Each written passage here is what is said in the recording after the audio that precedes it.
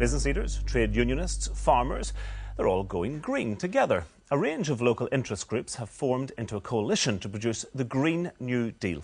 They want the executive to tackle the recession and climate change with a joined-up agenda that could create thousands of new carbon-friendly jobs here. Yvette Shapiro reports on how we're getting greener. The most famous site of Northern Ireland's industrial past is now part of its green future. The move into renewable energy technology has turned around the fortunes of the once beleaguered shipyard.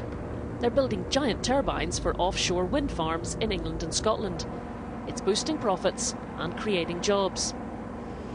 Wind, solar and hydropower currently accounts for about 18% of global electricity generation. By 2030, it's estimated that around 30% of the world's energy will come from these sources. To help meet that target, the world will need 1.5 million new wind turbines. The renewable energy industry here is small, but government could help it grow. David, is there more that Stormont could do to help this sort of industry expand, to create more green-collar jobs? I think it's in our community's interest that they take more interest in this, because it's in our own vested interest. If we do not develop it, somebody else will. And we have all of the resources available right here. Where I see that there is a gap in that we need to be a little more inventive about how we approach bringing the industry here and also encouraging Indigenous industry to take advantage of it. We see other areas in Western Europe and especially inside the UK where they are quite aggressive in the manner in which they support the industries and also helping the people to come in, and yet I haven't quite seen that here. Wind farms like this one in the Sperrins will become more common across our landscape in the future. At present, just 1% of our energy in Northern Ireland comes from local renewable sources.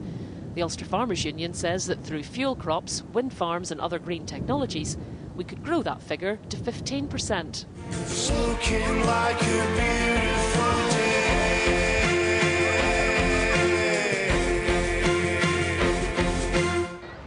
It's clear that people are becoming more engaged with environmental issues.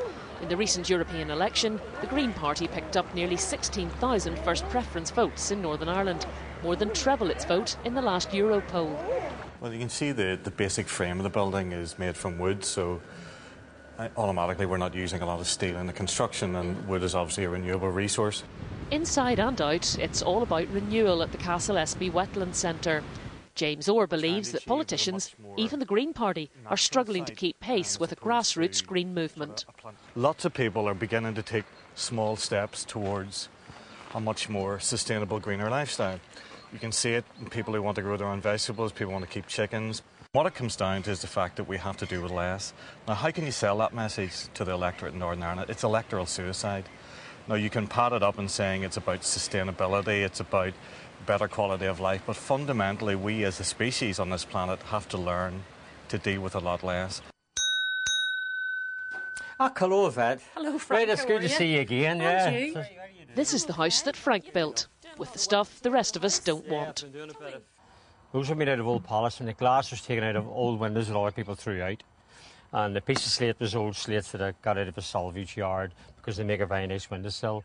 137,000 homes in Northern Ireland fail to meet basic standards of warmth and comfort, but this isn't one of them. Frank's harnessed the power of nature with homemade solar panels. They were old radiators taken out of the skips, and a couple of double glazed units that were taken out of two doors again from the skips, and they were just designed, put in there and built into boxes, and they're working now. They're giving me hot water free. Every time the sun comes out I get hot water. Not surprisingly, perhaps, Frank has a DIY political philosophy as well. I think what people need to do is get back to individuality, the right to decide and all this. There's far too many restrictions placed on people, and they really need to get away from that and start living their own lives at their own levels, if you like. And it can be quite happy. I mean, I'm quite happy living the way I live. And do you feel that you need political direction from parties and governments to do that, or is this is just your way of living? No, this is my way of living. I mean, I don't think the government could be any help to me in my lifestyle. MLAs chose pedal power over politics for the annual Bike Week at Stormont.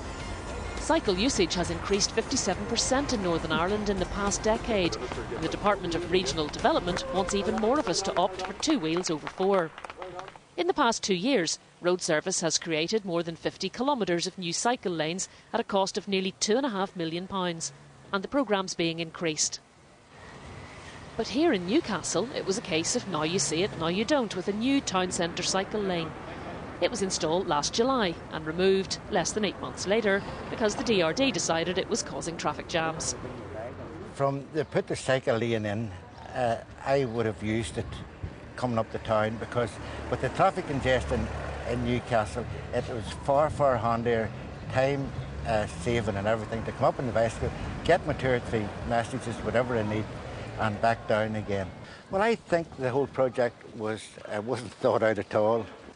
Tom Mackin's business has trebled in the past 5 years, but he says there are mixed messages from Stormont on cycle lanes. The government's telling you to get fit, get on your bike, get walking, that bits and pieces like that there. And then on the other hand, they're putting a cycle in and taking it away after telling you to get on your bike and use it. You know, so I don't think it's, you know, a great idea for them to do away with it that quickly. Those in the growing green lobby say that the small moves being made by individuals must be fully supported by a government that's committed to a green future.